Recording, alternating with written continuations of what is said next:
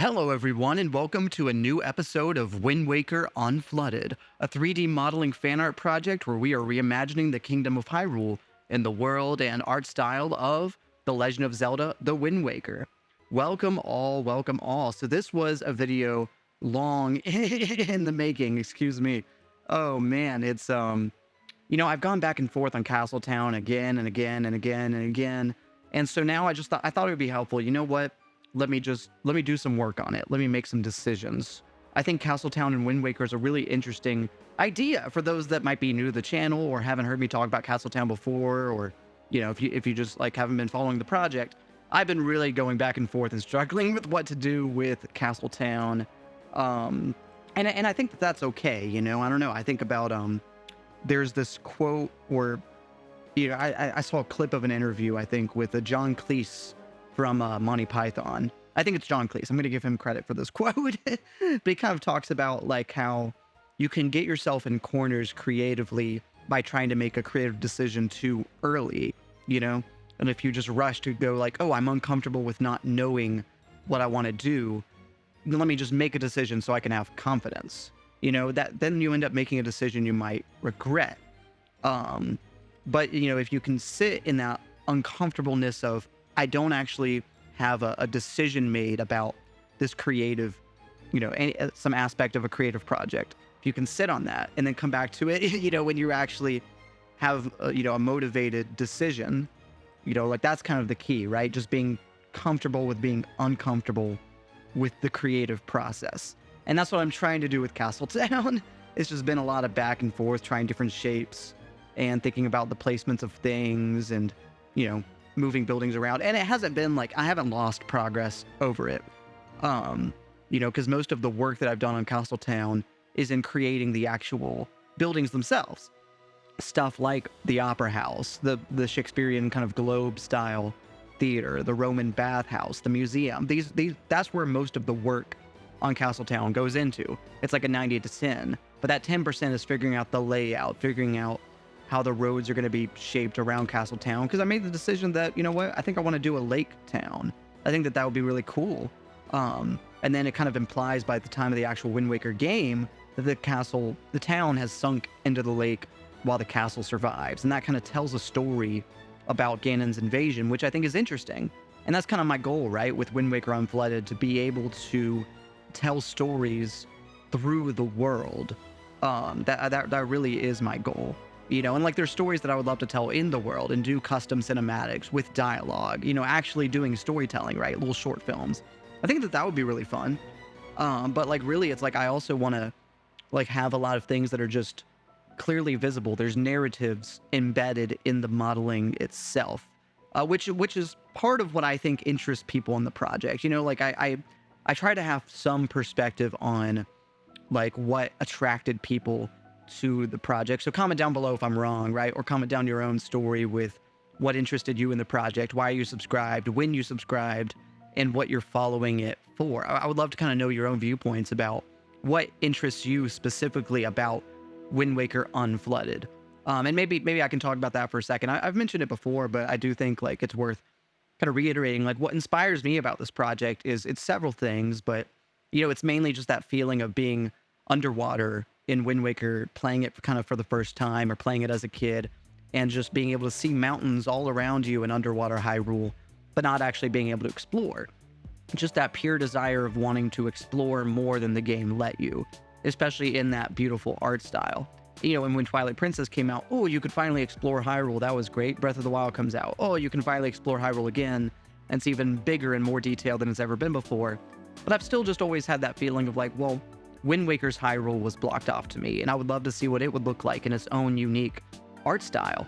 It was the most beautiful art style of any Zelda game to me. And Breath of the Wild, I think, recaptures a lot of what I love about the Wind Waker art style. And same with Tears of the Kingdom, of course. So like I'm definitely very much happy as a Zelda fan with what's happening in the in the new releases. I'm very happy with where the series has gone and the art style that it's taken. And I'm excited for them to keep experimenting with new art styles, of course.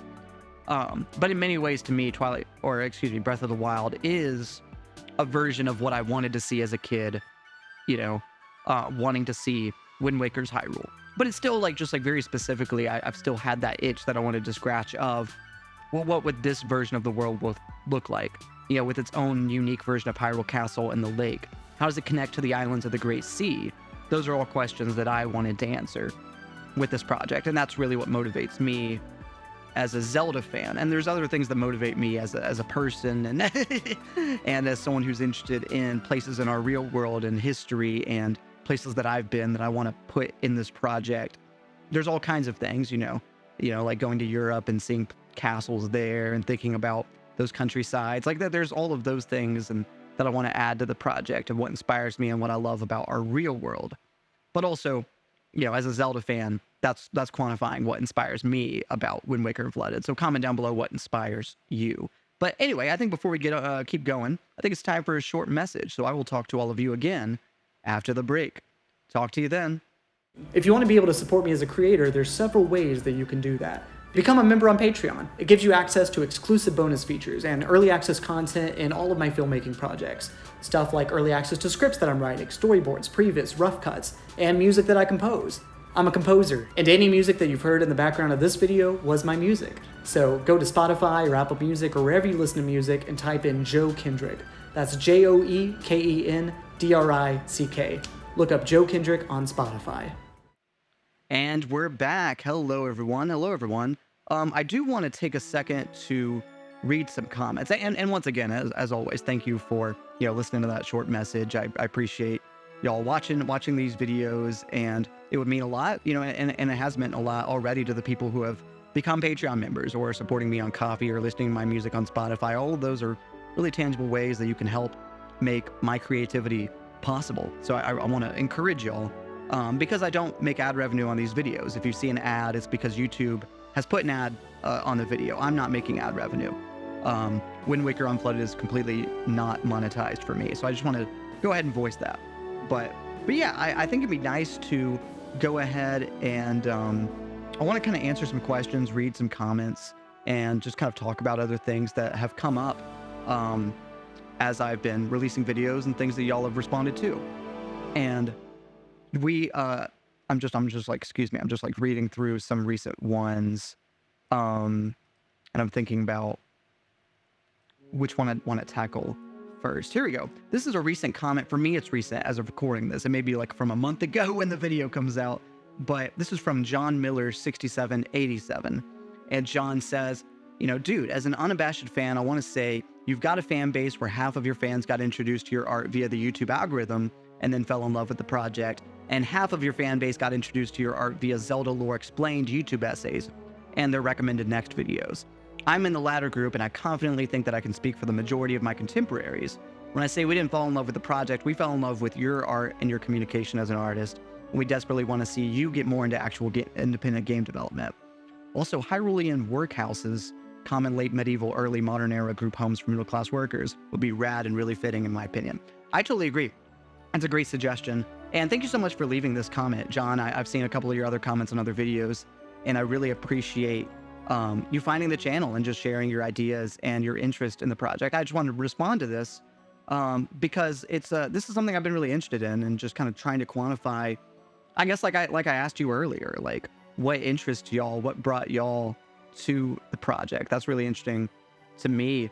And I'm really thankful that YouTube has been recommending these videos, and every time I release them, it seems like it gets new viewers and new subscribers, and I'm really thankful for that. I'm thankful that there's just something about these videos that are able to reach a wider audience. And I appreciate this comment too, because I guess like knowing that for a while, it's I guess like I just kind of assumed that's like, and I think like, y'all are Zelda fans and y'all are approaching the project as Zelda fans, and that's what is attracting people to the project. But it's kind of nice just to think, well, it's not just about that. It's not just about, y'all aren't just watching the videos because it's Wind Waker. It's more than that. It's this version of Wind Waker. It's this project and what I'm bringing to it. And so I guess I appreciate it, because I guess like when I'm at my lowest and I think about these subscribers, not that like, I don't know, like I'm very happy for my subscribers, but sometimes, there's that insecurity of like, I'm just being vulnerable with y'all, of like, well, they're not here for me, they're here for Zelda. But it's like also like this project is fundamentally a creative project that I'm making, it's fundamentally like this is a creative channel about my additions to the world, inspired by the original game. And I want to be humble about that, because I definitely am very aware that like as a modeler, I have so much to learn, and I'm just scratching the surface trying to, make something that seems as good as the original game in terms of like modeling quality.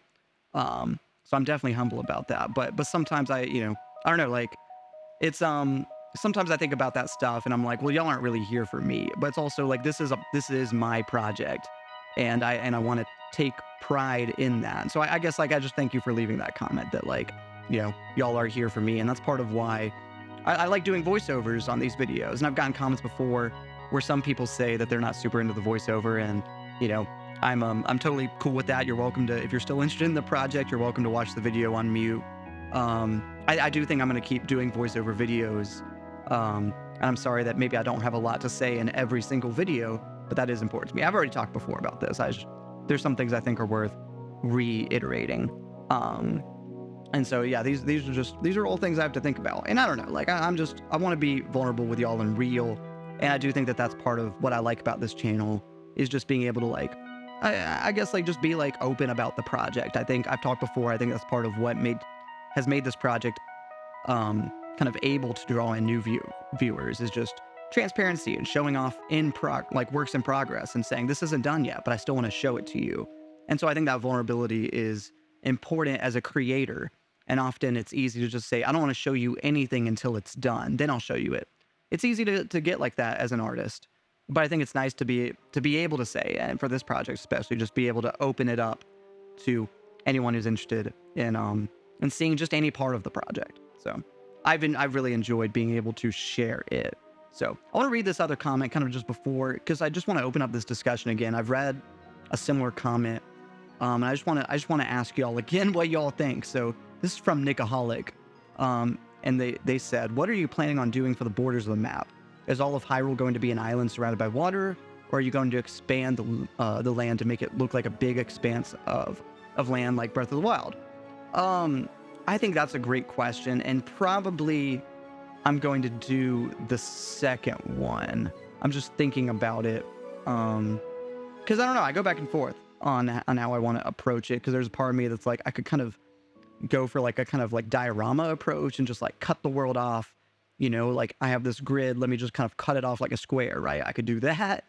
But then I could also like have it look so that if you're standing like in the world borders, you can look out and not see the edge of the map. Try to make some kind of invisible boundary, like you said, like that Breath of the Wild style, just having a mountain in the distance that is lower poly, and that's the edge of the map. I could do something like that. And I'm going back and forth on exactly what I want to do, but I do think I'm probably going to go in that direction. The last time I answered this question, I was very much not sure. I was like, I might put clouds at the edge of the map. But I guess like the more I think about it, the more I do think like it's not going to be like a clean cutoff, but I think it'll be better for stills and cinematics and, like just showing off the project, to be able to have a kind of like the edges of the map, just kind of, how do I put it? Have it look like it keeps going, right? So, and I want to read this comment as well. This will be the last comment I read. This is from Laurier90. That's how I'm reading. Tell me if I'm mispronouncing your username, but I thank you again, because you've been leaving a lot of comments, and I noticed them, and I try to respond to them when I can, or at least heart them, let you know that I've read them. But they left a comment saying, ideas for things to populate the lakeside of Hyrule. A fun fair. We have steam trains, and a quick Google search tells me it was around 60 years in real life between the first steam locomotive and steam-powered merry-go-rounds. Interesting. So picture a traveling circus pitching up its caravans lakeside. There's a fortune teller's tent, a la Madame Finati, a big top a la Twilight Princess's hookshot game, a merry-go-round with opponent-inspired wooden horses. If going more ambitious and tech level depending, a steam-powered roller coaster would make a great topographical feature, arcing up high as to be seen from a distance, enticing Link over to check it out. We've seen Zelda's fair share of coaster-like minecart sequences in the series, so it wouldn't be a stretch, and would give the lakeside a new aesthetic. You could even have Fire's cannon pointing directly at the floating islet of steel / city in the sky. That's a great comment, and I love that. Something I've been entertaining is like doing like a fun park, maybe around Tingle's Island. That's something that we've been talking about on this channel. And I think that that would be kind of cool.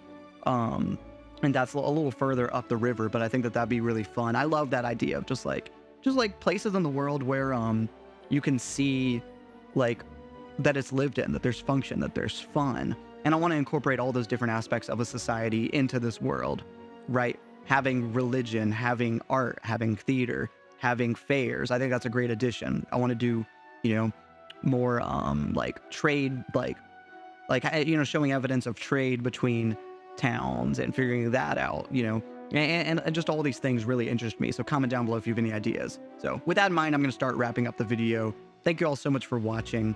Like I said, comment down below if you have any ideas, criticisms, feedback, negative, positive, just whatever you have to say. I want to know what y'all think about this project. I value y'all's ideas, and I want this to be something that the whole Zelda community can look at and go, yeah, that's what we think the Wind Waker's Hyrule would have looked like. I want to reach that point. And I can't make everyone happy, and I know that if two people say different things, I can't make them both happy as far as suggestions go, but I do value your suggestions, and they do inspire me. So, and many times, like, they make it into the project and inspire the video that I make next. So do comment down below your ideas. I would love to see them. So without further ado, thank you all so much for watching. I'll let you go.